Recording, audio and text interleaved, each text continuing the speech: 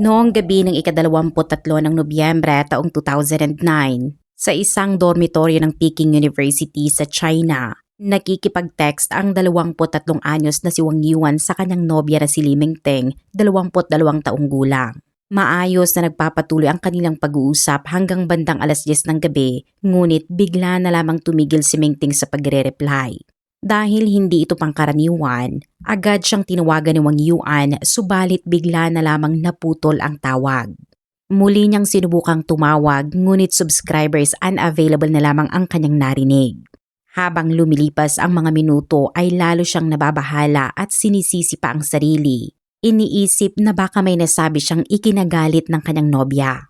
Kinabukasan, pagkagising pa lamang ay agad niyang tiningnan ang kanyang cellphone sa pag-asang may mensahe na mula kay Mingting.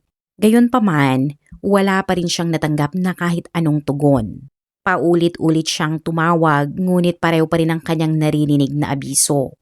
Lumipas ang 2 oras na puno ng pag-aalala at nananatiling walang balita tungkol kay Mingting na tila bigla na lamang naglaho. Habang lalo siyang nababahala ay nakipag-ugnayan si Wang Yuan sa pinsan ni Mingting na si Li Hui upang ipaliwanag ang nangyari. Pagkatapos marinig ang sitwasyon, agad namang sinubukan ni Hui na tawagan ang pamilya ni Mingting ngunit wala ring sumasagot sa alinman sa mga ito. Sa puntong iyon, nagsimula na ring mangamba si Hui at lalo pang nadagdagan ang pag-aalala ni Wang Yuan. Nang hindi na nila kayang maghintay pa, magkasamang nagtungo sina Li Hui at Wang Yuan sa Quenching neighborhood kung saan nakatira ang pamilya Mingting upang personal na alamin ang sitwasyon. Pagdating nila roon, nadatnan nilang mahigpit na nakasara ang pangunahing pinto ng bahay at walang sumasagot sa kanilang mga tawag o katok. Habang magpapasya na sanang tumawag si Li Hui sa pulisya, isang kapitbahay ang nagsabing ikinwento umano ni Limang Jun, ang kapatid ni Mingting na nakatanggap siya ng bonus na 30,000 yuan o humigit kumulang $4,200 mula sa kanyang kumpanya at isinama niya ang buong pamilya sa bakasyon sa Shenzhen. Matapos marinig ang impormasyong iyon, pansamantala nilang ipinagpaliban ang pagtawag sa pulisya kahit nananatili ang kanilang pagdududa. Gayunpaman, hindi nila maalis sa isip kung bakit naka-off ang cellphone ng bawat miyembro ng pamilya. Kung totoong nasa bakasyon ang mga ito, karaniwan sanang kumukuha sila ng mga larawan at madaling matawagan. Kaya bakit wala ni isa ang maaaring makontak? Hanggang ika-27 ng Nobyembre ay wala pa ring anumang balita mula sa pamilya ni Mingting. Sa pagkakataong iyon ay nagsimula ng mag-alala ang iba pa nilang mga kamag-anak para sa kaligtasan ng buong pamilya at napagpasyahan nilang hindi na maaaring maghintay pa. Muli silang bumalik sa bahay ni Mingting upang tingnan ang sitwasyon, subalit tulad ng dati ay walang sumasagot sa pinto kaya nagpasiya silang kumuha ng locksmith. Sa kasamaang palad ay walang sapat na karanasan ang unang locksmith at nabigo itong mabuksan ang kandado sa kabila ng ilang pagtatangka. Upang hindi masayang ang oras, agad na tumawag si Li Hui ng isa pang mas bihasang locksmith. Habang hinihintay nila itong dumating, napansin ni Wang Yuan na bahagyang nakaawang ang likurang pinto ng bahay. Dahil nasa ikalawang palapag ang bahay ay mabilis siyang humiram ng hagdan sa building manager upang silipin ang loob mula sa likurang bintana. Sa pag-akyat niya at pagsilip sa loob, isang nakakangimbal na tanawin ang bumungad sa kanya. May nakita siyang isang taong nakahandusay sa sahig at hindi na gumagalaw. Sa sandaling iyon ay nakumbinsi si Wang Yuan na may naganap na mabigat na krimen sa loob ng bahay. Malinaw na may napakasamang nangyari sa pamilya kaya agad namang iniulat ni Li Hui ang sitwasyon sa pulisya. Ilang minuto lamang ang lumipas ay dumating ang mga pulis sa lugar at gumamit ng espesyal na kagamitan upang mabuksan ang pinto. Pagkabukas pa lamang nito, isang matinding amoy ng dugo ang sumasalubong sa kanila kaya napaatras ang lahat. Ang unang bumungad sa kanilang paningin ay isang bangkay na nakahandusay sa sahig ng sala, may telang nakatakip sa mukha at napapalibutan ng tuyong dugo. Habang nagpapatuloy ang paghahanap ng mga pulis at ng mga kamag-anak sa iba pang bahagi ng bahay, lalo pang naging nakapanghihilakbot ang kanilang natuklasan. Sa bawat silid na kanilang binuksan, isa na namang bangkay ang kanilang nakita at ang buong bahay ay mistulang naging tagpo ng isang bangungot. At matapos ang masusing investigasyon, kinumpirma ng pulisya na 6 na katao ang pinaslang. Sa tulong ng pagkakakilanlan ng mga kamag-anak ay natukoy ang mga biktima bilang si Lee Hon Chow, ang pinuno ng pamilya at ang kanyang asawa na si Xia Mei Hua, ang kanilang ikalawang anak na si Lee Mingting na nobya ni Wang Yuan, ang manugang nilang si Wang Meilan na asawa ng panganay na si Lee Mang Jun at ang dalawa nilang apo na isang 6 na taong gulang na batang lalaki at 1 taong gulang na sanggol. Sa 7 miyembro ng pamilya, tanging si Lee Mang Jun, ang panganay na anak, ang hindi natagpuan sa bahay. Malinaw na isa itong napakalupit na kaso at ayon sa isinagawang forensic examination, natukoy ng mga medical examiner na lahat ng biktima ay pinatay gamit ang isang matalim na kutsilyo at ang nakamamatay na sugat ng bawat isa ay nasa bahagi ng leeg. Lumalabas rin na kumilos ang salarin ng mabilis, tiyak at walang pag-aalinlangan. Kapansin-pansin ding iisa lamang ang sugat sa leeg ng bawat biktima at wala ring palatandaan na nagkaroon ng matinding pagkikipaglaban o ibang pinsala sa kanilang katawan. Batay sa kondisyon ng natuyong dugo at antas ng pagkabulok ng mga labi, tinaya ng forensic team na naganap ang mga pagpatay humigit kumulang 5 araw bago nadiskubre ang mga ito. Kasabay nito ay napansin din ng mga investigador ang mga bakas na tila maingat na paglilinis sa sahig ng sala. Sa isang sulok ng bahay, natagpuan nila ang isang balde na may lamang tubig na may halong dugo na pinaniniwala ang ginamit ng salarin upang burahin ang mga posibleng ebidensya. Nakalak ang lahat ng pinto at walang anumang palatandaan ng sapilitang pagpasok. Ang pangunahing pinto ay nakalak pa mula sa labas. Higit na kapansin-pansin na walang bakas ng paghalughog sa loob ng bahay at nananatiling buo ang lahat ng mahalagang alahas na suot o pag-aari ng mga biktima. Sa pagtatanong sa mga kamag-anak ay nalaman ng pulisya na kamakailan lamang ay nanalo ang pamilya ng malaking halaga sa lottery. Gayunpaman, mabilis ding inalis ng mga investigador ang posibilidad na pagnanakaw ang motibo sapagkat hindi ginalaw ang mahalagang alahas ng mga biktima. Wala ring bakas ng pagtatangkang buksan ang kanilang safe at walang gamit sa loob ng bahay na tila ginalaw o kinalkal. Mabilis na kumalat ang balita tungkol sa pagpaslang sa 6 na miyembro ng pamilya sa loob ng eksklusibong residential area na iyon na nagdulot ng matinding takot at pagkabahala sa mga residente. Hindi sila makapaniwalang maaaring mangyari ang ganong karahasang krimen sa isang lugar na may 24 hours na security at maraming surveillance camera. Marami ang nagtatanong kung anong uri ng tao ang may lakas ng loob na gumawa ng ganoong katapang na krimen. Hindi rin nila maunawaan kung ano ang maaaring nagtulak sa isang tao upang lipulin ang halos buong pamilya. Sa panayam ng pulisya sa ilang residente sa paligid, nalaman nilang bagong lipat pa lamang ang pamilya ng mga biktima kaya karamihan sa kanilang mga kapitbahay ay hindi pa sila gaanong nakikilala. Sa naturang residential complex, karamihan sa mga nakatira ay may kaya sa buhay at abala sa kani-kanilang trabaho kaya bihira silang magkaroon ng ugnayan sa isa't isa. Ayon sa kanilang pinakamalapit na kapitbahay, wala siyang nalalamang alitan ng pamilya sa sinuman sa lugar kaya posibleng sa ibang lugar nagmula ang anumang hidwaan. Idinagdag pa ng kapitbahay na ilang araw bago ang insidente ay narinig niyang sinabi ni Lee Mang Jun na isasama nito ang buong pamilya sa bakasyon sa Shenzhen. Ayon sa kanya, hindi niya kailanman inakala na ang buong pamilya ay kalaunan ay matatagpo ang wala ng buhay. Matapos suriin ang lahat ng nakalap na ebidensya, tuluyan ng inalis ng pulisya ang pagnanakaw bilang posibleng motibo ng krimen. Sa halip ay ibinaling nila ang kanilang investigasyon sa posibilidad ng personal na alitan. Batay sa paraan ng pagpatay, naniniwala ang mga investigador na matindi ang galit ng salarin sa pamilya at ipinakita rin ito na wala siyang ipinakitang awa maging sa mga musmos na bata.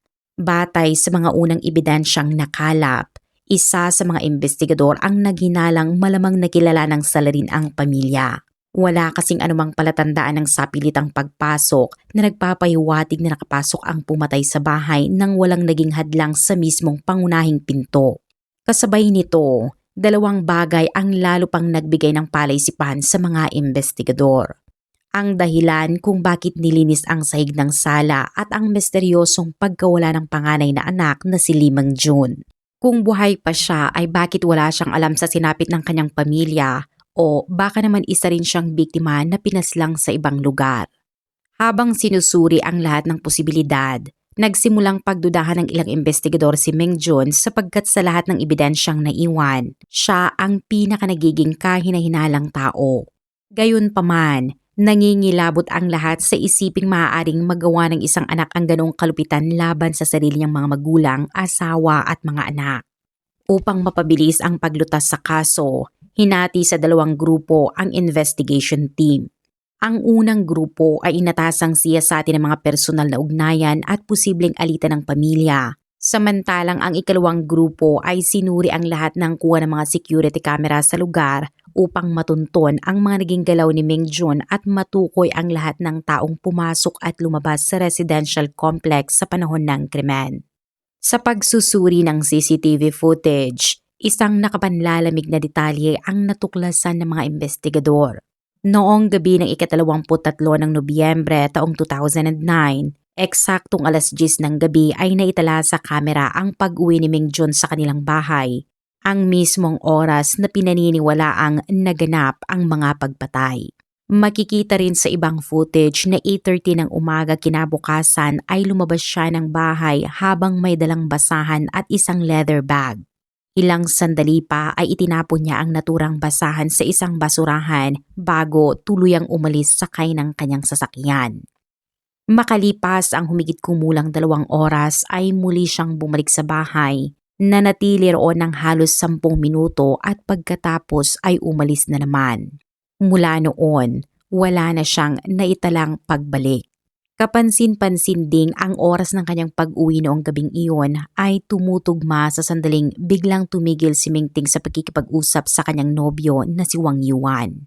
Ang pagtatapon niya ng basahan ay agad ding iniugnay ng mga investigador sa nilinis na sahig ng sala na nakita sa crime scene. Habang pinagdurugtong nila ang bawat detalye, unti-unti silang nakaramdam ng matinding pangamba.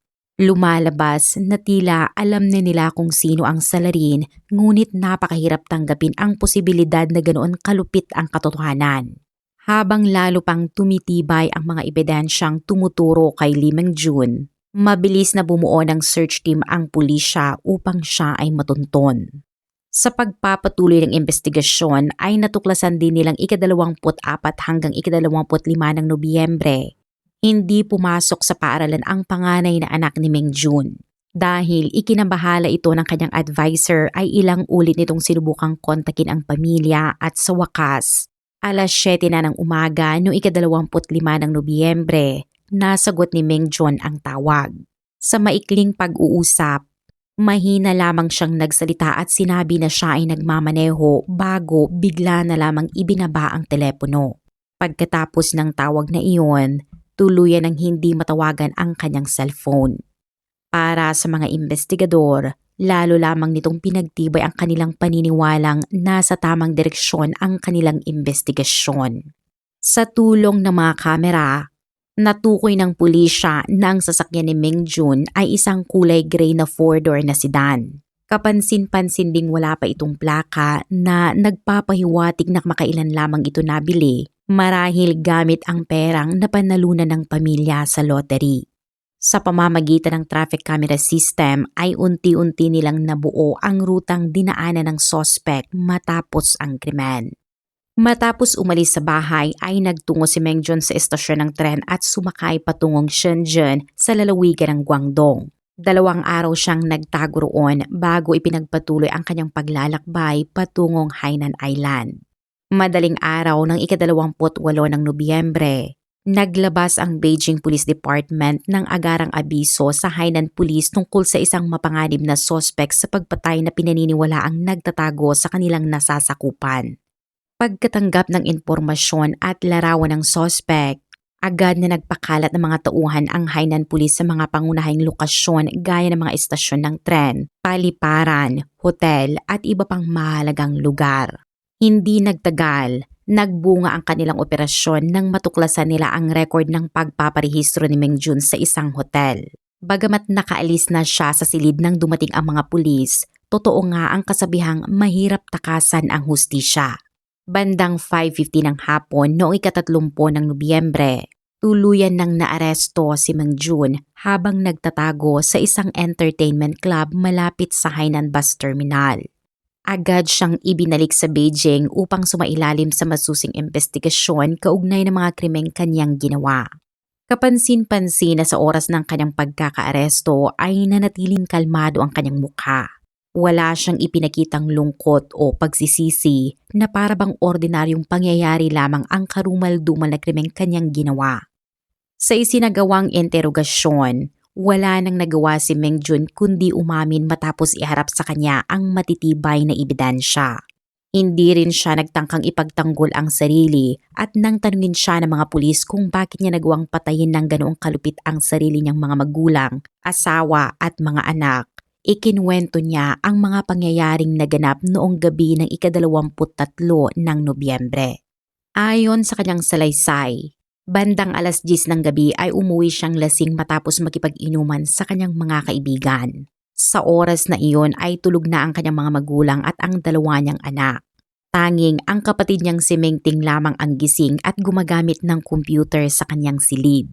Pagpasok niya sa kanilang kwarto ay nadatnan niya ang kanyang asawang si Wang Meilan na nakahiga sa kama at halatang galit na galit. Pagpasok pa lamang niya ay agad siyang hinarap ng asawa at sunod-sunod siyang pinagsabihan dahil sa kanyang pag-uwi ng gabi. Pinaghinalaan pa siya ni Meilan na may ibang babae. Mula nang manalo ang kanilang pamilya sa lottery, palagi nang nababalot ng takot si Meilan na baka matukso ang kanyang asawa sa mas bata at mas magandang babae, kaya naging mas istrikto at mapagduda siya rito. Bukod pa rito ay muli rin siyang humingi ng pera upang makabili ng mga produkto. Ang ugat ng problemang ito ay ang trabaho ni Meilan sa isang multilevel marketing company. Bawat buwan ay kailangan niyang maabot ang sales target na 90,000 yuan o humigit kumulang $12,600. Subalit kadalasan ay nasa 40,000 hanggang 50,000 yuan lamang o tinatayang 5,600 hanggang $7,000 ang kanyang naibibenta. Upang hindi mabawasan ang kanyang sahod at mapanatili ang performance record, pinipilit niyang bumili ang kanyang asawa ng mga produkto ng kumpanya tuwing hindi niya naaabot ang itinakdang kota. Noong gabing iyon, dahil malapit nang matapos ang buwan, muli na namang iginit ni Meilan na bumili si Meng Jun ng mga produkto upang makumpleto ang kinakailangang sales target. Habang nagpapatuloy ang mga akusasyon at kahilingan ng kanyang asawa, lalo lamang tumindi ang galit ni Mei Jun. Para sa kanya, napaka-imposibleng mapagbintangan siyang may ibang babae dahil lamang sa bahagya siyang nahuli ng uwi.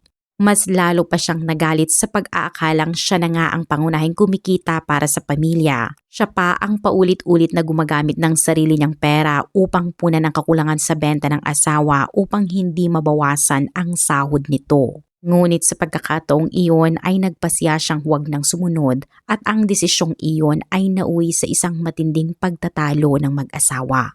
Bagamat hindi na bago ang kanilang mga pag-aaway at kadalasan ay hinahayaan na lamang silang ayusin ang kanilang problema, ibang-iba ang nangyari noong gabing iyon. Sa tindi ng galit at impluwensya ng alak ay inilabas ni Meng Jun ang isang kutsilyong dala niya mula pa noong 2008. Ang kutsilyong dati niyang sinasabing binili lamang dahil nagandahan siya rito ay mayroon palang mas madilim na layunin. Sa isang iglap ay sinaksak niya sa leg ang kanyang asawa at matapos mapatay si Meilan, tahimik siyang umupo sa kama habang naninigarilyo ng humigit kumulang 5 minuto na tila may malalim na iniisip. Ngunit sa halip na huminto ay ipinagpatuloy niya ang landas ng karahasan. Pumasok siya sa silid ng kanyang kapatid na si Meng Ting at walang pag-aalinlangang sinaksak din ang leeg nito na agad nitong ikinamatay. Pagkatapos nito ay mahinahon niyang hinugasan ang dugo sa kanyang mga kamay at mukha bago bumalik sa kanyang silid upang mag-isip. Ang kakaibang ingay ay gumising sa kanyang amang si Li Hanchao. Bilang isang ama na nag-aalala, dali-dali itong nagtungo sa silid ng kanyang anak upang tingnan kung ano ang nangyayari. Ngunit sa mismong pagbukas niya ng pinto, bigla siyang sinugod ni Meng Jun at sinaksak din sa kanyang leeg. Napakabilis ng lahat ng pangyayari kaya hindi na nakahingi ng tulong si Han Chao bago siya tuluyang mawalan ng buhay. Matapos patayin ang kanyang ama ay tahimik na umupo si Meng Jun sa sofa sa sala ng halos 20 minuto na tila nalulunod sa madidilim na pag-iisip. Samantala, ang kanyang inang si Xia Meihua na nagtatakang hindi pa bumabalik sa silid ang kanyang asawa ay lumabas upang hanapin ito. Sa mahinang liwanag ng gabi ay nakita niya ang kanyang anak na mag-isang nakaupo sa sofa. Ngunit bago pa man siya makapagsalita ay walang awang sinaksak ni Meng Jun ang sarili niyang ina sa leeg. Habang nagaganap ang madugong trahedyang iyon ay mahimbing pa ring natutulog ang dalawa niyang anak at walang kamalay-malay sa sinapit ng kanilang pamilya.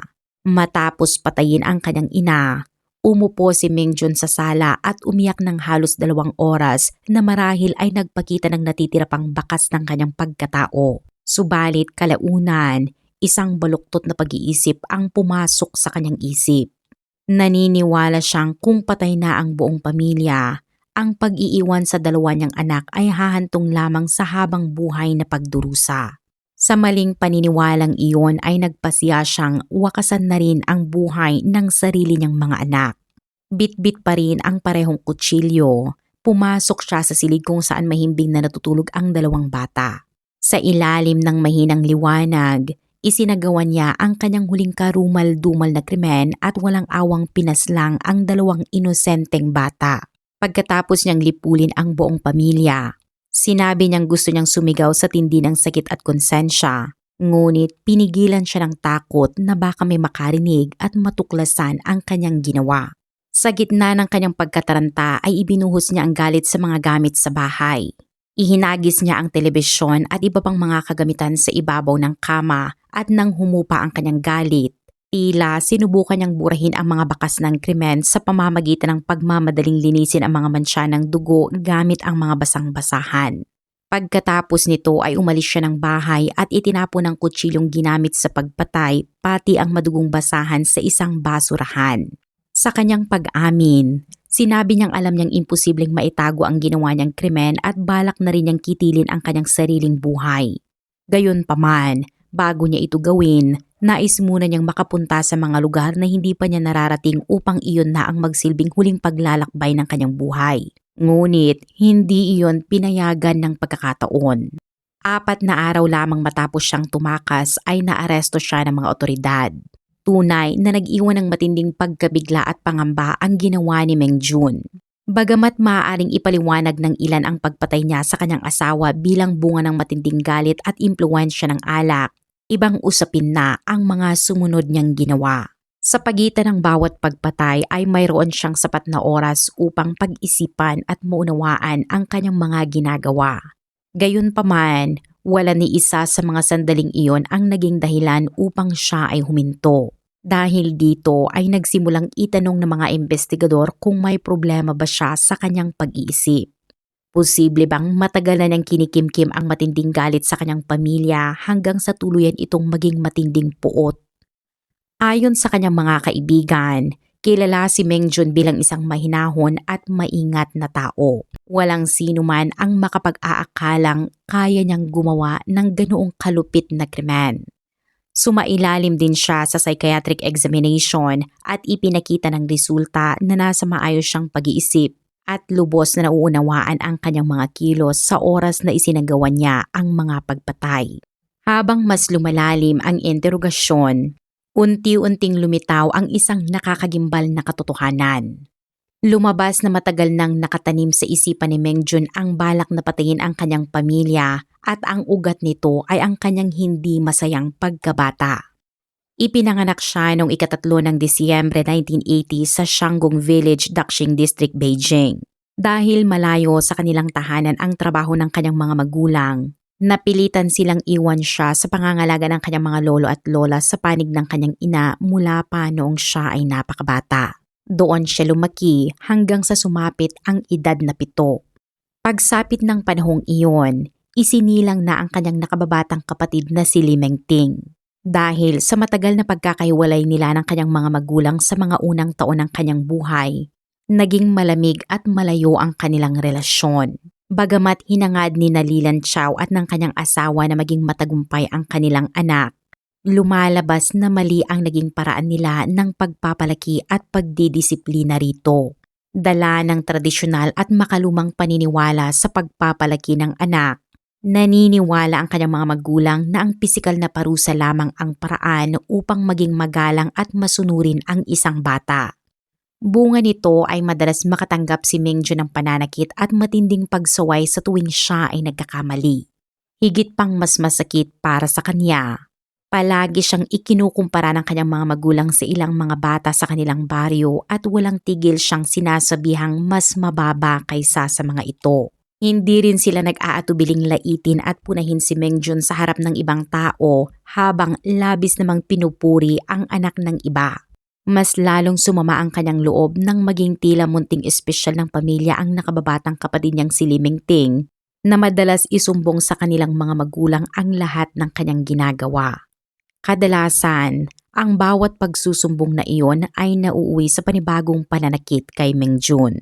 Unti-unti ring lumalim ang hidwaan ng magkapatid at sa isang pagkakataon, nakakita si Mengjun ng isang ligaw na aso at dahil sa awa, iniuwi niya ito upang alagaan, ngunit sa halip na mapansin ng kanyang amang si Lihan Chow ang kabutihan at habag ng kanyang anak, nagalit pa ito ng husto. Pinagsigawan niya si Mengjun at inutusang agad na itaboy ang aso. Nang mapansin ni Han Chow ang tila pagsuway sa mukha ng kanyang anak, sinipa niya ito na parabang iyon lamang ang paraan upang maturuan ng isang bata ng disiplina. Habang lumilipas ang panahon, naging pangkaraniwan na kay Mengjun ang makatanggap ng pisikal na parusa hanggang sa unti-unti niya itong itinuring na normal na bahagi ng kanyang buhay. Sa tindi ng kanyang takot, may mga pagkakataong iniiwasan na niyang umuwi at pinipili na lamang magpalipas ng gabi sa tabi ng mga bunton ng kahoy sa gitna ng malamig na panahon sapagkat mas nanaisin pa niyang tiisin ang lamig kaysa harapin ang pananakit ng kanyang mga magulang. Sa ilalim ng isang tahanang puno ng karahasan at kakulangan ng pagmamahal, unti-unting nagbago ang pagkatao ni Mengjun sa paraang ikinabahala ng marami. Sa mga sandaling labis siyang nabibigo at nawawala ng pag-asa, nagsimulang pumasok sa kanyang isipan ang pagpatay sa sarili niyang mga magulang. Gayunpaman, sa panahong iyon ay mga naiisip lamang iyon at wala pa siyang konkretong balak na isagawa ang mga ito. Noong 1996, sa edad na 16, hindi na niya kinayang tiisin ang mabigat na kapaligiran sa kanilang tahanan kaya nagpasya siyang umalis at lumipat sa Hongmen Town, Daxing, Beijing upang maghanap buhay. Sa panahong iyon, ang karaniwang manggagawa sa Beijing ay kumikita lamang ng humigit kumulang 800 yuan o nasa $112 bawat buwan. Ngunit dahil sa kanyang talino at sipag sa trabaho, nakapag-uwi si Mengjun ng humigit kumulang 3,000 yuan o halos $420 buwan-buwan. Sa unang pagkakataon sa kanyang buhay ay naranasan niya ang pakiramdam ng kalayaan at tagumpay.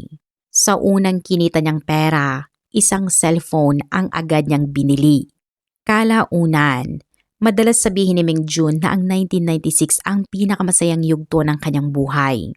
Wala siyang kinatatakutang pananakit, malaya siyang gumawa ng sariling mga desisyon at unti-unti niyang natitikman ang bunga ng kanyang pagsisikap. Pagkaraan ng ilang panahon, naisip niyang umuwi upang ipakita sa kanyang mga magulang ang kanyang mga naging tagumpay at patunayang kaya niyang magtagumpay sa sariling sikap.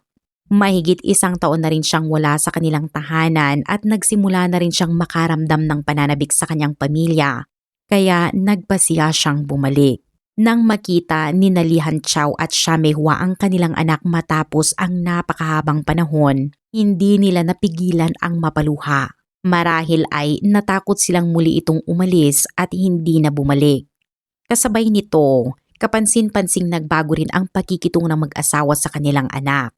Hindi nagtagal ay nagpakasal si Mengjun sa kanyang unang pag-ibig na si Wang Meilan. Noong panahong iyon ay nagtatrabaho si Meilan sa isang hair salon sa Hongmen. Dahil sa husay ni Mengjun sa negosyo, hinikayat niya ang kanyang asawa na huminto sa trabaho at magbukas lamang ng sarili nitong salon. Nagbunga naman ang desisyong iyon ng hindi inaasahang tagumpay. Mula sa isang maliit na salon, lumago ang kanilang negosyo hanggang sa maging 5 matagumpay na branch. Sa puntong iyon ay tila unti-unti nang gumaganda ang buhay ni Mengjun. Pagkatapos nilang magpakasal, lumipat silang mag-asawa sa Hongmen at doon nanirahan. Dahil bihira na silang magkita ng kanyang mga magulang sa araw-araw, natural ding nabawasan ang kanilang mga alitan. Ngunit hindi nagtagal ang panahong iyon ng katahimikan. Matapos isilang ang kanilang unang anak, unti-unting nawala ang pagmamahala ng mag-asawa at napalitan ito ng madalas na pagtatalo at pagdududahan ng pagtataksil. Nang makarating ang balitang ito sa kanyang mga magulang, muli nilang ibinalik ang dati nilang malupit na paraan ng pagdidisiplina kay Mengjun. Hindi lamang nila siya muling sinasaktan, kundi patuloy din nila siyang inaalipusta sa pamamagitan ng masasakit na salita. Higit pa rito, sa halip na kampihan ng kanyang asawang si Wang Meilan ang kanyang asawa, pinili nitong pumanig sa kanyang mga biyenan at makisama sa paninisi at pang-aapi kay Mengjun. Unti-unti niyang naramdaman na para lamang siyang isang puppet na bawat mahalagang desisyon sa kanyang buhay, mula sa pag-aasawa hanggang sa pagpapalaki ng mga anak ay kontrolado at dinidiktahan ng kanyang mga magulang. Para kay Mengjun, tila mas maayos pa siyang tratuhin ng mga estranghero kaysa sa sarili niyang pamilya. Makalipas ang ilang panahon, habang umiinom siya kasama ang kanyang mga kaibigan, bumili siya ng isang lottery ticket at hindi inaasahang nanalo ng 6 million yuan o humigit kumulang $840,000. Gamit ang perang iyon, bumili siya ng isang marangyang apartment sa Chongqing, Beijing na may 3 silid tulugan at maluwag na sala. Sa simula ay tila nagdala ng saya ang malaking halagang kanilang napanalunan. Nang magsama-sama silang muli sa bago nilang tirahan, napuno ng tawanan at kasiyahan ang buong pamilya. Nakakalungkot isipin na ang mismong bahay na iyon ang kalaunay magiging tagpuan ng isa sa pinakamalagim na trahedya sa kanilang buhay. Ginamit naman ni Mengjun ang natitirang pera upang bumili pa ng ilang ari-arian na ipinamahagi niya sa iba't ibang miyembro ng kanilang pamilya.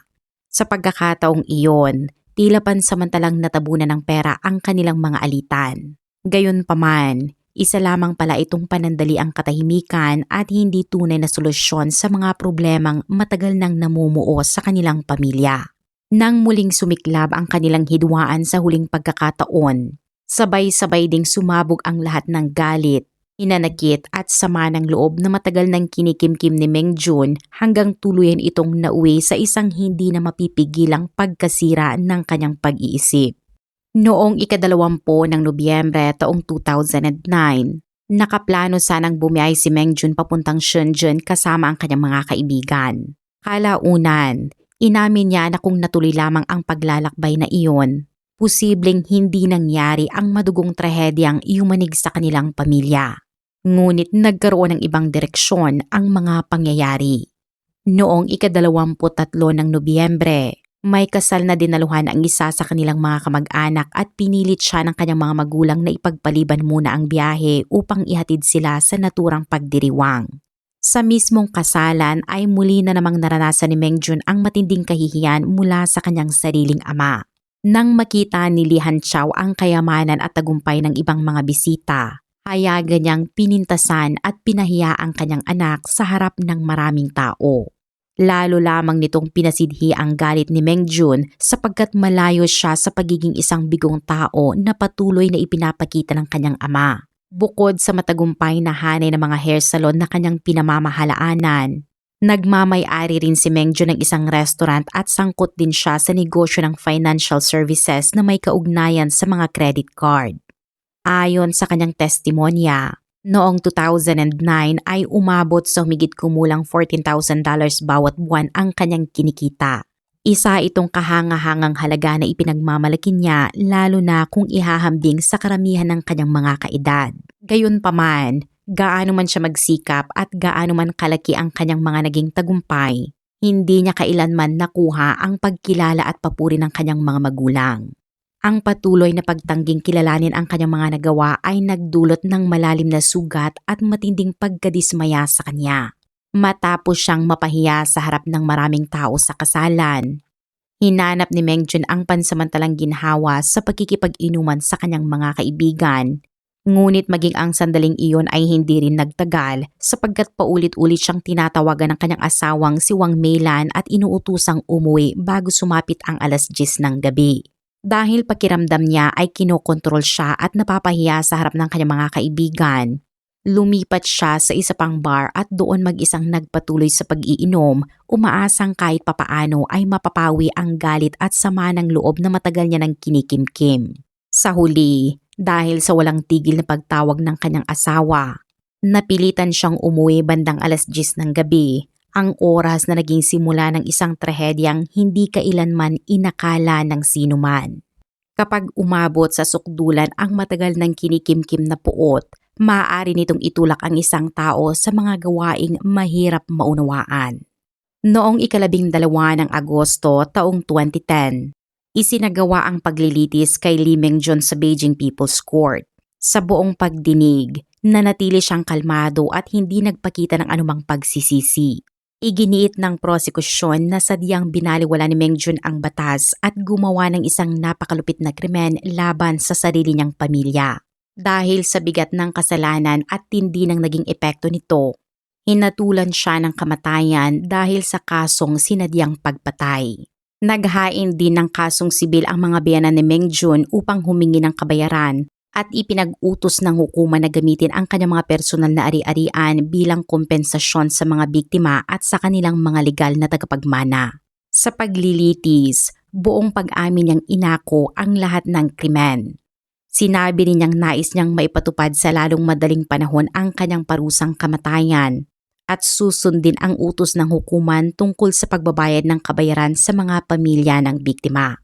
Sa isang emosyonal na sandali, sinubukan ng isa sa kanyang mga tiyuhin na sugurin siya sa matinding galit. Bilang tugon, tahimik na sinabi ni Mengjun na tapos na ang lahat at kung makapagpapagaan man ito ng loob ng kanyang tiyuhin, handa siyang tanggapin ang anumang galit na ibubuhos nito. Nang may kamag-anak namang nag-alok na bumili ng libingan para sa kanya, tumanggi siya at sinabing wala na siyang karapatang mailibing kasama ang kanyang pamilya. Sa halip, hiniling niyang mag-cremate at ikalat na lamang ang kanyang abo sa isang ilog. Ipinakita ng kasong ito kung paano maaaring mag-iwan ng pangmatagalang sugat ang isang mapang-abusong pagpapalaki. Bagamat naging matagumpay si Lee Mengjun sa negosyo, hindi kailanman naghilom ang emosyonal na sakit na matagal niyang kinimkim. Gayunpaman, mahalagang bigyang diin na walang anumang trauma, suliranin o karahasan ang maaaring magsilbing katwiran sa pagpatay sa sarili niyang pamilya, lalo na sa 2 inosenteng bata. Sa huli ay nagsisilbing paalala ang kaso ito sa kahalagahan ng pagpapalaki sa mga anak sa pamamagitan ng pagmamahal, pag-unawa at wastong paggabay, sa halip na takot, pananakit at pamimilit.